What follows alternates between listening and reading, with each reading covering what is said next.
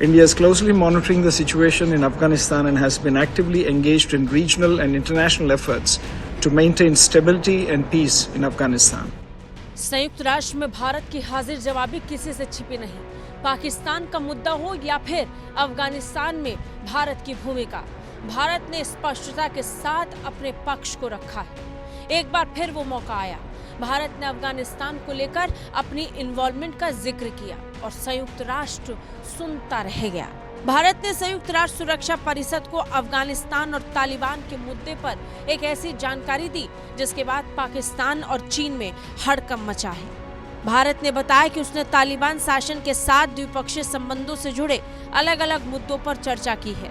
भारत ने ये भी कहा कि भारतीय लोगों और अफगान लोगों के बीच संबंधों में हमेशा से करीबी रही है।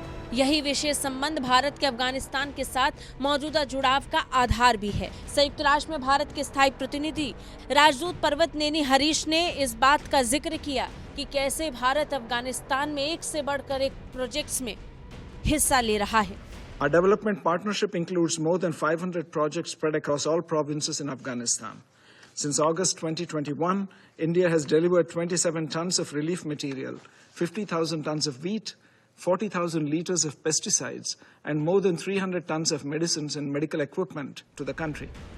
हरीश ने कहा कि भारत अफगानिस्तान की स्थिति पर बारीकी से नजर रख रहा है। इसके साथ ही उन्होंने ये कहा कि अफगानिस्तान के पुनर्निर्माण के लिए भारत हमेशा से प्रतिबद्ध रहा है। उन्होंने कहा कि हमारी विकास साझेदारी में अफगानिस्तान के सभी प्रांतों में फैली 500 से ज्यादा परियोजनाएं शामिल हैं।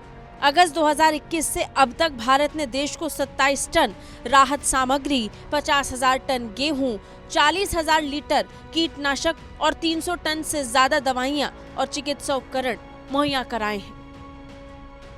ये अपने आप में बताने के लिए काफी है कि भारत किस तरीके से अपनी भूमिका को निभा रहा है और अफगानिस्तान की मदद कर रहा है। ब्यूरो रिपोर्ट, भारत तक।